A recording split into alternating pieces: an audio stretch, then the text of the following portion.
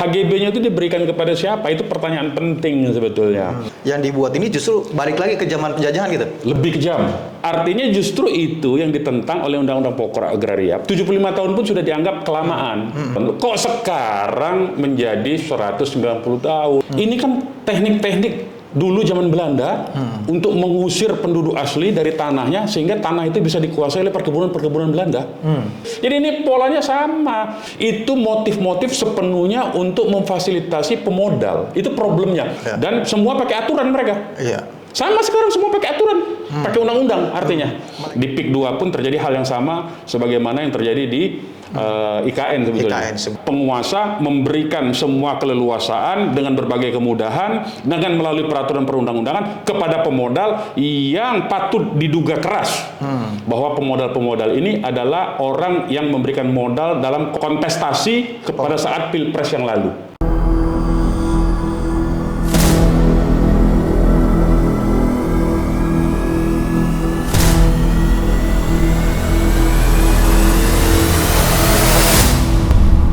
Assalamualaikum warahmatullahi wabarakatuh. Waalaikumsalam warahmatullahi wabarakatuh. Kembali lagi di YouTube channel Halo Pengacara. Apa kabarnya sahabat Halo Pengacara? Semoga selalu dalam keadaan sehat walafiat. Dan kembali pada kesempatan kali ini Halo Pengacara akan memberikan informasi dan ulasan hukum terkait dengan isu-isu yang sedang viral di masyarakat yang menjadi perbincangan hangat. Dan kalau kata Bang Munarman ini fenomenal di masyarakat gitu dan menjadi polemik di masyarakat. Dan pada kesempatan ini bersama Bang Munarman nih kita akan mengulas satu isu hukum yang sedang ramai. Terbitnya peraturan Presiden nomor 75 tahun 2024 tentang percepatan pembangunan ibu kota negara kita ya. Di sana di mana? Di Penajam Pasir Utara. Penajam Pasir Utara.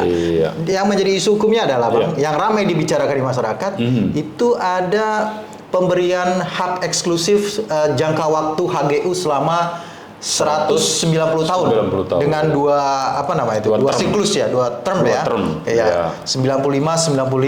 dan ada juga di situ disebutkan di pasal 9-nya itu pemberian HGB itu selama 160 tahun, 80 tahun ya, dan hak pakai juga 80 tahun. Ini menjadi polemik di masyarakat karena juga menjadi pertanyaan karena di Undang-Undang Agraria sepertinya jangka waktunya tidak selama itu gitu Bang. Nah, kalau Abang melihat sendiri dengan lahirnya, terbitnya Perpres 75 tahun 2024 ini, apa yang menjadi landasan politik hukumnya lah seperti itu Bang? Sebelum kita ke politik hukumnya atau katakanlah kebijakan yang yang desain atau motif ya. Atau landasan ini Bang, landasan yuridis, filosofis dan apa satu lagi tuh? Sosiologis. Sosiologis itu. Jadi kan kita harus lihat dulu secara yuridis dan filosofisnya sebelum sampai ke tingkat sosiologisnya. Nah, secara filosofis sebetulnya semua peraturan perundang-undangan di Indonesia itu baik dalam bentuk undang-undang atau peraturan di bawahnya, PP, ya, kemudian peraturan presiden, peraturan menteri, itu haruslah tunduk dan merupakan penjabaran dari konstitusi kita. Itu satu poin ya. Nah, konstitusi kita itu, amanat konstitusi itu bisa kita lihat dari pembukaan Undang-Undang Dasar 45, ya kan? Di mana tujuan kita bernegara yang diproklamirkan oleh founding father kita itu adalah satu, menghapus penjajahan di muka bumi. Kedua, artinya apa? Kita tidak lagi menginginkan cara-cara kolonial, cara-cara imperialisme, cara-cara penindasan, cara-cara eksploitasi satu kelompok terhadap kelompok lainnya. Ya, itu satu poin. Tidak ada perbedaan antara pihak golongan tertentu terhadap golongan lainnya, eksklusivisme, ya, tidak boleh ada. Nah, Kemudian juga yang paling penting itu di alinea keempat itu mencerdaskan kehidupan bangsa untuk mensejahterakan sebesar-besarnya kemakmuran rakyat. Kan itu cita-citanya itu ya. Nah, kemudian itu diwujudkan dalam bentuk apa? Dalam bentuk pasal 33. Ya, air, tanah dan kekayaan alam yang terkandung di dalamnya. Yang menguasai hajat hidup. Ya, yang menguasai hidup orang banyak itu dikuasai oleh negara. Nah, pengertian dikuasai oleh negara itu secara filosofis dan yuridis itu artinya haruslah ditujukan untuk sebesar-besarnya kemakmuran rakyat. Nah, sekarang tadi problemnya ketika ada satu peraturan presiden yang memberikan keleluasaan sampai dengan 190 tahun begitu ya. Dan diberikan kepada siapa? Itu pertanyaannya kan. Itu poin pentingnya, itu tanah itu hak ya, hak guna bangunan, hak guna usaha. Kalau hak guna usaha untuk pertanian dia lebih banyak, tapi kalau bangunan fisik dia memang lebih properti lah katakan begitu ya, lebih kepada HGB ya. Nah, HGB-nya itu diberikan kepada siapa? Itu pertanyaan penting sebetulnya. Apalagi isu di situ justru rakyat atau penduduk yang sudah lebih dulu tinggal di situ malah haknya dikurangi. Ya. Nah, kita ini merdeka ya, mendirikan yang namanya Negara Kesatuan Republik Indonesia justru untuk memerdekakan rakyat kita. Justru untuk supaya rakyat itu memiliki standar hidupnya itu meningkat. Yang tadinya standar hidupnya itu katakanlah rumahnya kayu, rumah panggung, kemudian fasilitas hidup di rumahnya tidak ada toilet, tidak ada fasilitas air minum, PDAM yang bersih misalnya, kemudian tidak ada fasilitas listrik, tidak ada fasilitas penunjang kehidupan lainnya ya, yang standar layak kita itu, maka mestinya itu justru diberikan insentif supaya rakyat ini bisa meningkatkan taraf hidupnya, ya kan? Nah, rakyat kita itu 60% petani. Tanah yang dijadikan ibu kota negara itu adalah tanah lahan pertanian, tempat masyarakat untuk menafkahi hidupnya. Kalau dalam bahasa Jermannya itu Lebensraumnya itu. Artinya itu wilayah ruang hidupnya. Ya, jadi orang tidak cukup itu hidup di rumah tipe 49 habis itu puas, tidak. Dia harus punya wilayah hidup, ruang hidup. Yaitu untuk dia mencari nafkah. Nah, disinilah poin penting Undang-Undang Pokok Agraria tahun 1960 itu dibuat oleh pemerintah Indonesia untuk menghapuskan politik-politik hukum atau peraturan-peraturan yang terbit di zaman kolonial pemerintah Hindia Belanda, yang itu pemerintah penjajah ya, asli perwakilan dari kerajaan Belanda yang menduduki, mencaplok wilayah Indonesia sebagaimana Israel ya. Ini harus dihentikan cara-cara melakukan perbuatan hukum melalui peraturan-peraturan perundangan yang dilapisi dengan kebijakan, tapi itu menindas justru menghancurkan kehidupan rakyat. Itulah pertentangan filosofisnya itu. Ya kan? Atau dengan kata lain, Abang ingin mengatakan bahwa sebenarnya yang dibuat ini justru balik lagi ke zaman penjajahan gitu? Lebih kejam. Karena Belanda itu ya, kolonial Belanda dengan agraris wet, dengan agraris Besluit, dengan domenvlokklaring, itu kebijakan Belanda semua itu ya, dengan kulturstelsel, ada 4 tuh saya sebut ya, itu semuanya paling lama perkebunan-perkebunan yang dulu disebut dengan hak Hofstall dan bangunan yang disebut dengan hak Erfah, itu paling lama 75 tahun. 75 tahun. Dikoreksi oleh Undang-Undang Pokok Agraria. Saya bawa buku lama ini, cetakan sebelum tahun 70, sebelum EYD ya. Kita akan tampilkan di sini. Iya. Nah, buku ini Undang-Undang Pokok Agraria dengan cetakan lama ini jelas-jelas menyatakan bahwa kebijakan kolonial Belanda yang dibungkus dengan peraturan perundang-undangan, kebijakan resmi negara penjajah waktu itu ya, artinya itu hanya 75 tahun. Dan itu dianggap bertentangan. Karena itu Undang-Undang Pokok Agraria maksimal penguasaan HGB dan HGU itu maksimal 25 tahun. Tapi dapat diperpanjang 25 tahun lagi. Nah, artinya totalnya 50 tahun. Karena prinsipnya apa? Ya, begini sebetulnya lagi-lagi filosofi undang-undangnya ya, artinya filosofi hukumnya ya, filsafat hukumnya itu. Masa sih 50 tahun orang nggak bisa menghidupi dirinya? Itu satu generasi loh. Ya. Udah cukup dia melahirkan anak dari nol, dia diberi apa namanya istilahnya itu diberi hak mengolah tanah itu sekian hektar, sekian puluh hektar selama 50 tahun. Untuk jamin pertama 25 tahun dulu, kemudian diperpanjang 25 tahun lagi, yaitu 50 tahun. Masa sih 50 tahun itu dia anaknya nggak bisa hidup? Masa sih anaknya bisa apa namanya nggak sanggup dia membiayai kehidupannya dengan 25 tahun itu? Nah kalau sampai 150 tahun, 90 tahun itu sudah 4 generasi itu. Panjang sekali udah. Panjang. Ini artinya justru itu yang ditentang oleh Undang-Undang Pokok Agraria. 75 tahun pun sudah dianggap kelamaan oleh pemerintah kita waktu itu, pemerintah Soekarno ya. Ini yang membuat tahun 60 itu kan pemerintah Soekarno. Nah, itu sudah dianggap terlalu lama 75 tahun karena itu dikoreksi menjadi 25 tahun. Kok sekarang menjadi 190 tahun?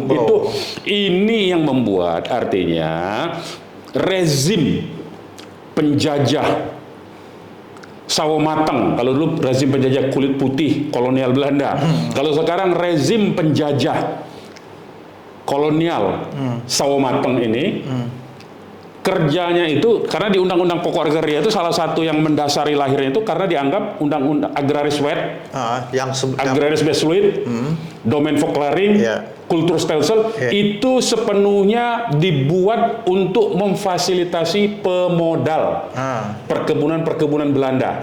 Nah, pertanyaannya sekarang 190 tahun tadi itu pertanyaannya itu diberikan kepada siapa? Apakah kepada rakyat penajam pasir yang 190 tahun atau kepada pengusaha luar? Kan yang diundang justru investor kan? Nah, artinya dengan demikian terjawab kan? Iya, kenapa kemudian menjadi 190 itu kan seolah-olah sebagai apa? Insentif untuk menarik para investor untuk datang membangun di situ dengan bungkus kepastian hukum. Karena sebelumnya kalau tidak salah itu kan Undang-Undang IKN itu kan nomor 2 ya kalau tidak salah ya, apa nomor 2 tahun 2022 ya. Kemudian karena tidak ada, kemudian dibuatkan PP terkait dengan masalah yang tadi 190 karena tidak ada landasan hukumnya di undang-undang, barulah kemudian direvisi kan, melalui undang-undang tahun 2023 dimasukkanlah di pasal 168A kalau tidak salah kan, masalah 100 sebagai sebuah istilahnya itu lex spesialisnya, payung hukumnya gitu ya, payung hukum lex spesialis, penguasaannya melanggar, bertentangan atau menyimpang dari ketentuan pokok Undang-Undang Pokok Agraria. Barulah kemudian tindak lanjutnya follow up-nya melalui Perpres ini. Nah, jadi pertanyaan adalah ketentuan itu kan sudah diatur dalam undang-undang yang tadi saya sebutkan IKN. Di satu sisi ada Undang-Undang Pokok Agraria. Nah, gimana nih untuk kemudian ini dianggap sebagai selaras atau emang ini bertentangan gitu sebenarnya? Bertentangan, jelas bertentangan. Dan mana yang harusnya menjadi acuan? Kalau begini, jadi ini tergantung sudut pandangnya dan tergantung kita berada di posisi mana. Di posisi yang netral lah, yang objektif. Oh, tidak ada. Posisi objektif itu tidak ada. Kalau orang yang berposisi di pihak apa namanya, di pihak pengusaha dan penguasa, investor, dia tentu membela bahwa IKN itu adalah lex spesialis dari Undang-Undang Pokok Agraria, ya kan? Tapi kalau kita mengacu kembali kepada konstitusi, nah makanya kembalikan kepada konstitusi, ya kan? Mengacu kepada konstitusi, yaitu landasan filosofis dan landasan sosiologis serta yuridisnya, maka itu jelas-jelas melanggar konstitusi. Jadi melihat tadi memperbandingkan antara Undang-Undang Pokok Agraria sama-sama undang-undang dengan Undang-Undang IKN sama-sama kedudukannya sebagai undang-undang, tapi isinya saling bertentangan. Mana yang dahulu? Kalau pandangannya hukum ansih atau yang disebut dengan apa namanya negara undang-undang, ya. Istilahnya itu kalau negara undang-undang itu bukan rule of law ya, bukan restat, tapi Wetstaat dia, ya kan? Negara undang-undang. Kalau pandangannya hanya itu, ya picik begitu, tapi sebetulnya dia bersembunyi di balik argumentasi hukum ansih, maka dia akan mengatakan itu lex spesialis. Tetapi sebetulnya kalau kita lihat, kalau kita mengacu kepada filosofi hukum, sosiologi hukum, maupun secara tinjauan yuridis, maka dia akan bertentangan dengan konstitusi pada akhirnya. Nah, ketika satu peraturan bertentangan dengan konstitusi, apalagi tujuan-tujuan, karena disebutkan di dalam Undang-Undang Pokok Agraria ini menyebutkan bahwa yang termasuk undang-undang hukum agraria itu bukan saja hukum tertulis, tetapi juga kaedah-kaedah yang termaktub di dalam tujuan-tujuan bernegara. Itu clear disebutkan di naskah akademiknya itu. Gitu ya? Iya, jadi artinya apa? Undang-undang itu ditujukan untuk sebesar-besarnya kemakmuran rakyat, untuk menjamin hak rakyat. Nah, kalau kita pakai teori HAM, teori hak asasi manusia, dalam konteks hak-hak sipil politik dan hak-hak sipil dan budaya, ya ada dua hak itu, hak sipil politik, hak ekonomi sosial budaya, ya dua sayap itu HAM itu. Maka ketika kita dalam konteks hukum hak asasi manusia, hukum hak asasi manusia itu haruslah menjamin kepastian hukum, hak-hak yang melekat pada diri warga negara itu. Oke. Artinya hak warga negara untuk hidup, hak warga negara untuk memiliki penghasilan, hak warga negara untuk mendapatkan penghasilan yang layak, hak warga negara untuk mendapatkan pendidikan, dan segala macam hak yang terkandung dalam pasal 28A sampai dengan J itu semuanya melekat dan harus menjadi acuan dalam pembuatan undang-undang. Pertanyaannya sekarang, baik pemerintah sebagai inisiator undang-undang IKN maupun DPR yang mengesahkan itu, melibatkan nggak masyarakat gitu? Bukan soal itu. Ini moralitasnya tuh di mana, pertanyaannya itu. Mereka tuh berpihak ke siapa? Itu pertanyaan. Lebih tajam lagi. Lebih tajam lagi. Bukan soal dia nggak perlu melibatkan masyarakat, tapi kalau dia punya keberpihakan terhadap masyarakat, maka produk-produk hukum yang dihasilkan oleh Senayan bersama dengan Istana Medan Merdeka Utara itu mestilah selaras tadi itu untuk menjamin hak-hak warga negara ini terfasilitasi supaya bisa mencapai tujuan kecerdasan kehidupan bangsa, memakmurkan kesejahteraan umum dan keadilan sosial. Oke, baik Bang. Ini kan Abang juga kalau nggak salah saya tadi sempat melihat ya, ini ada satu buku yang Abang di sini menjadi salah satu penulis ya. Sini prinsip-prinsip reforma agraria, jalan penghidupan dan kemakmuran rakyat gitu ya. Ada tulisan Abang juga, dan juga ada persoalan di dalam IKN ini. Salah satunya adalah di sini saya pernah membaca itu permasalahan pembebasan 2086 hektar lahan, ya kan, yang kemudian agak ada dampak sosialnya di situ. Kemudian juga ada di situ yang berkaitan dengan tanah adat, ya kan, tanah adat. Kemudian ada masyarakat adat di situ yang kemudian katanya juga diduga mengalami kerugian, diantaranya kan ada situs-situs sejarah, makam-makam tua, situs ritual adat dan sebagainya. Ini bahkan mengalami kekerasan fisik loh. Ada yang mengalami kekerasan fisik dan psikologis. Nah, ancaman-ancaman untuk segera keluar. Dalam konteks HAM ya Bang ya. Dalam konteks HAM, apakah ini juga bagian dari sebuah pelanggaran HAM terhadap masyarakat itu? Jelas sekali. Ini kan teknik-teknik dulu zaman Belanda untuk mengusir penduduk asli dari tanahnya sehingga tanah itu bisa dikuasai oleh perkebunan-perkebunan Belanda. Sebetulnya itu sebetulnya praktek-praktek lama sebetulnya. Jadi sebetulnya dalam konteks hak asasi manusia, baik terjadi itu pelanggaran hak sipil politik dalam bentuk ancaman-ancaman fisik, intimidasi, kemudian hak keperdataannya, adakah jaminan? Kalau saya dengar itu, adakah jaminan penduduk wilayah yang dijadikan IKN itu untuk mendapatkan kartu tanda kependudukan bahwa mereka penduduk situ? Kan dalam kebijakannya IKN itu hanya 2.000 orang. Hanya 2.000 loh. Iya.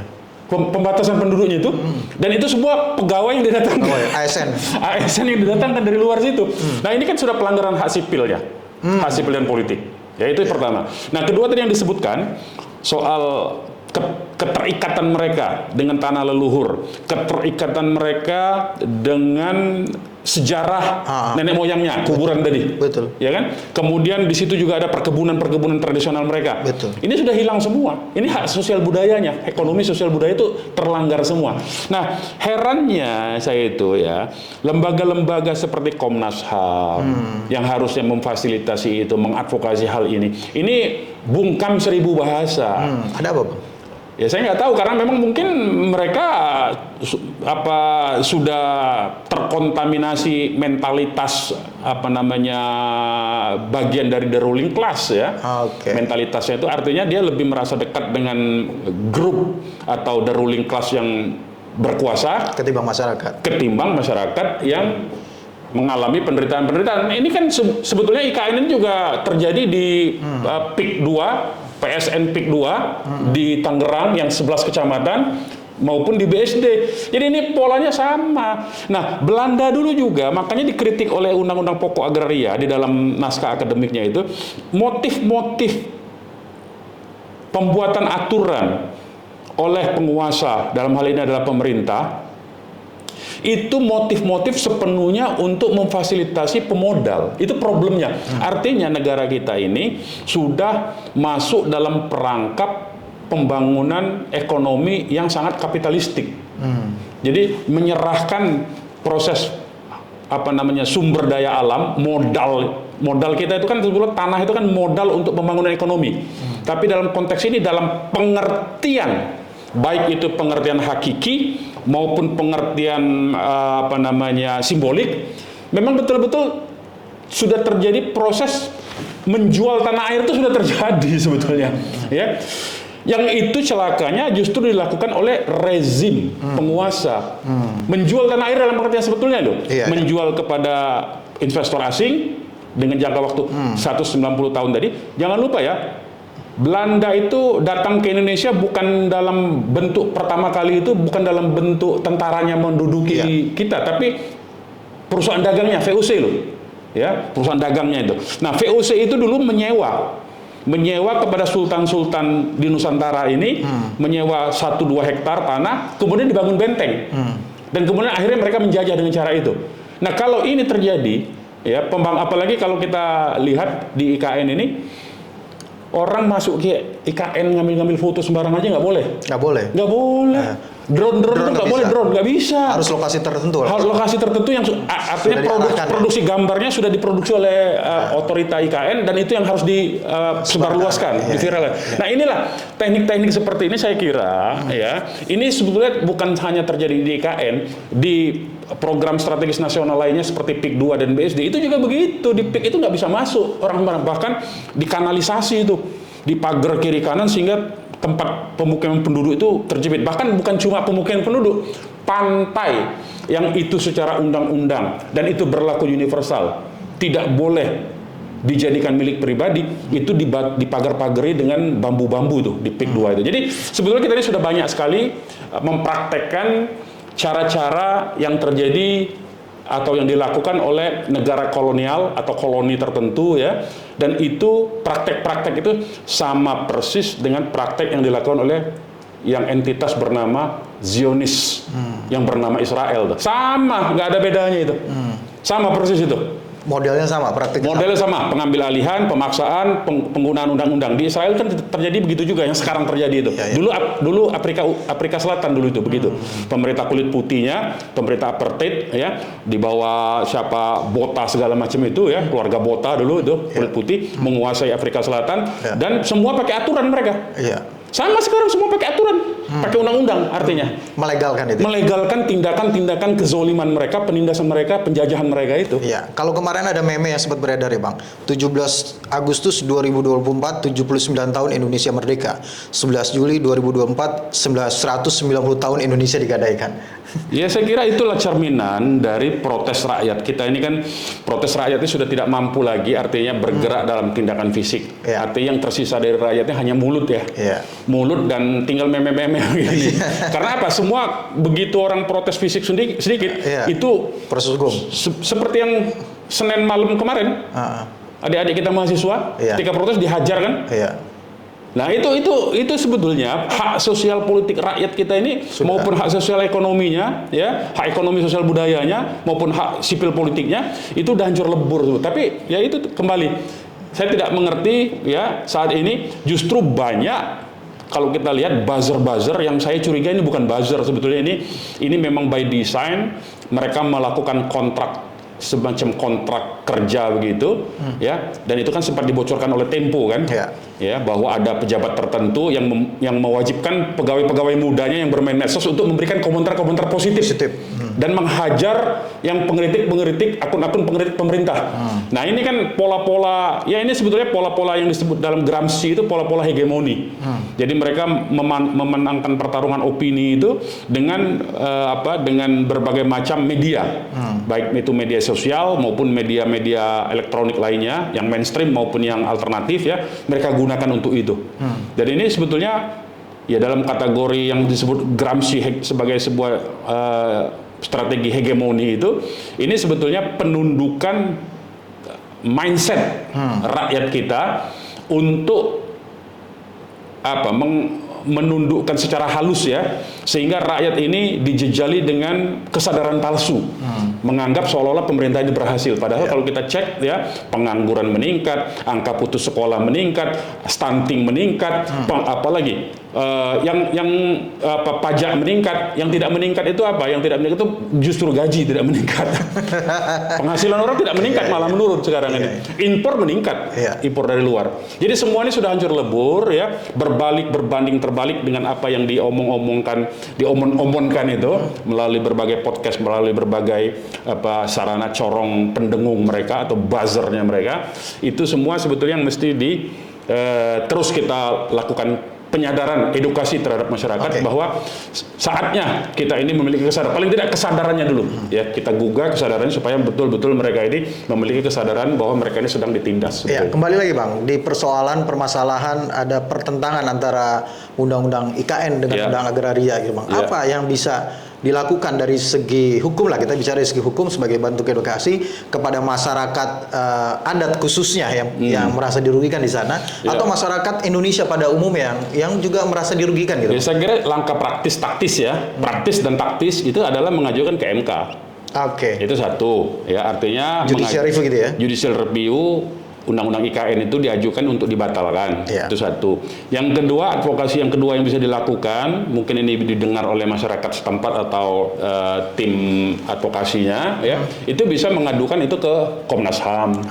Pengaduan ya, laporan, atau melakukan audiens kepada DPR. Baik itu Komisi 3 maupun Komisi 2 yang komisi pemerintahan, ya kan, atau komisi politiknya, atau langkah yang lebih jauh secara internasional memberikan laporan kepada special reporter, ya, special reporter dari yang High Commissioner of Human Rights ya. Nah, jadi Komisi Tinggi HAM PBB itu memiliki special reporter namanya, pencatat ya, dan dia berhak untuk mempertanyakan itu kepada pemerintah Indonesia karena Indonesia adalah negara anggota PBB. Bisa itu ya? Itu bisa, dan tiap tahun itu bisa. Tergantung nanti kita salurannya kemana di sana. Tentu saja kita harus memilih melalui jalur-jalur teman-teman LSM yang terakreditasi. Bisa teman-teman di Turki yang punya jalur ke Komisi HAM PBB ya di Geneva, bisa ketika sidang umum di New York, macam-macam jalurnya sebetulnya. Politik internasional banyak cara sebetulnya. Jadi artinya masih tetap ada harapan. Baik itu dalam kasus IKN maupun itu dalam kasus PSN 2, PIK 2 itu. Ya. Karena ini PIK 2 ini saya lihat cuma satu, ini cuman Pak Said Didu saja yang berteriak ini. Ya, yang lain ini pada tidak memiliki perhatian. Padahal ini di depan mata kita sebetulnya ya. Ini kan sejengkal dari tempat kita ini sebetulnya ya. Nah, karena itu kita harus tetap juga suarakan, bantu juga. Di PIK 2 pun terjadi hal yang sama sebagaimana yang terjadi di IKN sebetulnya. Intinya itu penindasan terhadap rakyat setempat. Artinya rakyatnya dibungkam, tanahnya diambil, ruang hidupnya dibatasi, sementara penguasa memberikan semua keleluasaan dengan berbagai kemudahan dengan melalui peraturan perundang-undangan kepada pemodal yang patut diduga keras bahwa pemodal-pemodal ini adalah orang yang memberikan modal dalam konstantasi, ya, kontestasi pada saat pilpres yang lalu. Oh, begitu. Itu dugaan kuat. Biasa itu permainan begitu tuh. Belanda dulu juga begitu. Dia kan yang membuat peraturan itu karena ada sokongan. Seperti di Amerika juga sama itu. Di Amerika itu kan sebetulnya ini sebagai perbandingan ya untuk membuka wawasan berpikir. Di Amerika itu kan penembakan pembunuhan liar di sekolah, di mana-mana, di tempat umum itu kan banyak terjadi. Kenapa? Karena senjata beredar luas kan, menjadi hak asasi manusia. Nah, ketika ada mau amandemen untuk pembatasan senjata, ditolak karena ada sponsor pabrik persenjata yang tidak mau produk mereka tidak dibeli akhirnya karena dibatasi gitu loh. Jadi ini selalu ada pengusaha di balik itu. Oke. Jadi nah, inilah yang perlu. Ya, ini jadi seperti menjawab pertanyaan Abang tadi di awal.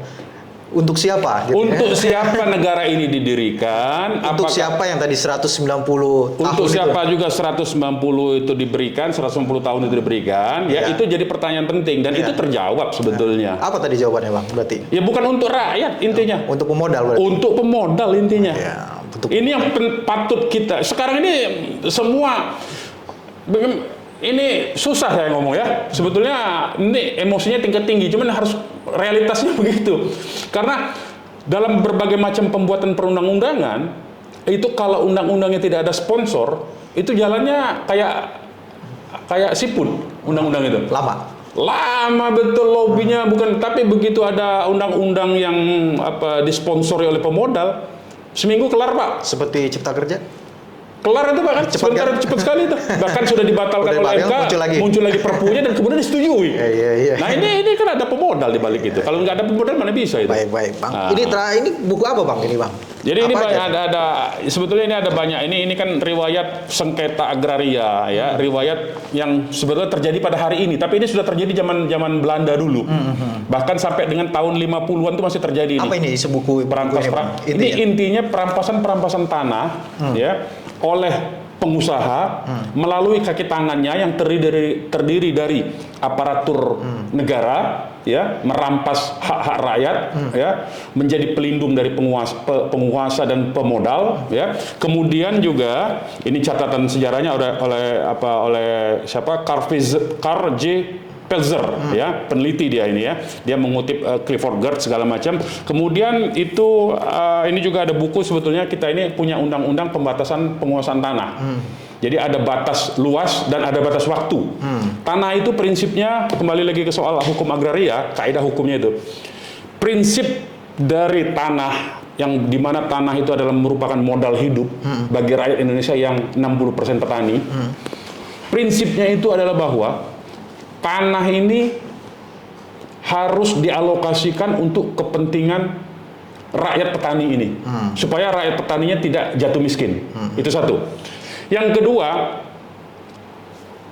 terhadap industri itu bahkan di dalam naskah akademik, di dalam sambutan dari Menteri Agraria pada tahun 1960 pada saat undang-undang ini disahkan, itu sudah membagi 54% lahan Indonesia ini mestilah dijaga untuk pertanian dalam rangka apa? Dalam rangka ketahanan pangan sebetulnya, supaya perut kita tidak tergantung dengan negara lain, dengan bangsa lain. 54%. Ya. Kemudian 46%-nya itu baru diperuntukkan untuk industri, manufaktur. Nah, problemnya ya ketika 46% ini, yang 46% ini yang terdiri dari hak obstal, ya, hak guna bangunan, 54% itu hak obstal atau katakanlah hak guna usaha untuk pertanian, itu tidak semau-maunya juga. Jadi terhadap industri pun mesti dibatasi luasnya. Badan hukum itu, penguasaan oleh badan hukum. Kalau untuk pribadi udah jelas dibatasi. Tapi untuk badan hukum pun mestinya dibatasi. Ya, satu perusahaan perkebunan itu tidak boleh lebih dari 25.000 hektar harusnya. Harusnya begitu. Ada pembatasan seperti itu. Ada pembatasan seperti itu. Kemudian untuk tidak diobrol begitu saja. Tidak diobrol seluas-luasnya dan selama-lamanya sampai 150 tahun itu. Itu ada aturannya di Undang-Undang Agraria dan peraturan-peraturan di bawahnya. Kemudian juga untuk kawasan industri yang peruntukan pengalokasian untuk 46% itu juga tidak boleh diobral hak guna bangunan itu seluas-luasnya dan selama-lamanya nggak bisa. Jadi untuk industri pun dia harus terbatas. Nah, prinsip-prinsip itu kaedah kalau dalam Undang-Undang Pokok Agraria itu disebutnya kaedah. Kaedah inilah yang dilanggar sebetulnya sekarang ini. Jadi artinya dengan pelanggaran kaedah itu otomatis secara moralitas basis legitimasi Undang-Undang IKN itu, Undang-Undang Cipta Kerja itu sebetulnya nggak boleh diperlakukan. Dia secara sosiologis itu gugur sebetulnya. Filosofisnya gugur, sosiologisnya gugur, dan yuridisnya juga gugur karena dia bertentangan dengan konstitusi. Jadi sebetulnya logika berpikir itu mesti begitu. Ya, dan artinya itu bisa dibatalkan lah gitu ya. Harusnya, bukan bisa, harusnya dibatalkan. Menarik Bang ya. Ini tadi buku ini menjadi dasar Abang mengatakan bahwa ini praktek-praktek yang penjajahan melalui pemodal itu memang sudah diteliti ini. Sudah diteliti dan ini sejak zaman kolonial Belanda. Bukan sekarang aja. Bukan sekarang aja. Dan itu terus terjadi masalahnya. Terus terjadi. Dan terus digunakan modus-modus operandinya begitu. Baik. Makasih Bang Munarman atas penjelasannya pada kesempatan kali ini. Ya, terima kasih juga sahabat Halo Pengacara yang sudah menyaksikan video ini sampai dengan selesai. Jangan lupa dukung terus Halo Pengacara, subscribe YouTube channel Halo Pengacara dan nyalakan loncengnya ya supaya terus mendapatkan update terkait dengan video-video terbaru dari Halo Pengacara. Terima kasih sekali lagi. Assalamualaikum warahmatullahi wabarakatuh. Waalaikumsalam warahmatullahi wabarakatuh.